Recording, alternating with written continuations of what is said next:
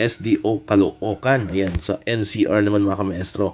So congratulations po sa mga kamaestro natin dyan sa SDO Caloocan. So kung may nanonood po sa atin from Eastern Samar and from SDO Caloocan, pwede po kayo mag-comment dyan sa ating comment section kung talagang legit po itong information po na ipinamahagi po natin ngayong araw. Ayan, so syempre, nang laman ng mga ibang kamaestro natin yan, syempre, iba yung naging reaction nila. Ayan, sabi ng iba na nabasa po natin sa mga comment section, bakit daw dito sa mga SDO na ito ay maagang ibigay po ang medical allowance, samantalang sa atin po, sa iba po ay wala pa rin po hanggang sa kasalukuyan.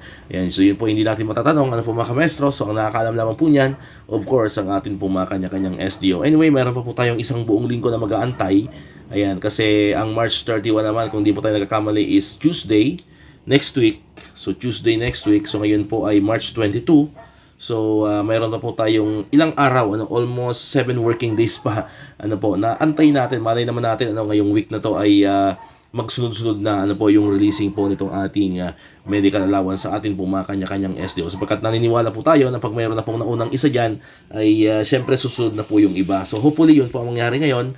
Ayan, lalo pat na ibalita na po natin, ibalita na rin po ng ibang mga teachers po natin sa social media na mayroon na pong medical allowance po sa ibang SDO. So hopefully po ay sumunod na rin po ang ating mga kanya-kanyang mga SDO. Alright, so yan. And kung mayroon pong mga SDO rin na na-release na ng medical allowance pero hindi pa po natin na isama dito sa ating video, pwede nyo rin pong i-comment dyan sa ating comment section para sa next video po natin ay may isasama na po natin ang inyong SDO. Alright, so dito ko natatapos itong ating video ngayon mga kamaestro. Kung di ka pa nakakapag-subscribe, click mo na ang subscribe button dyan para ikaw yung unang nakapanood ng mga videos na upload natin. Katulad ito yung mga updates pa rin about sa medical allowance and other benefits sa mga teachers and government employees.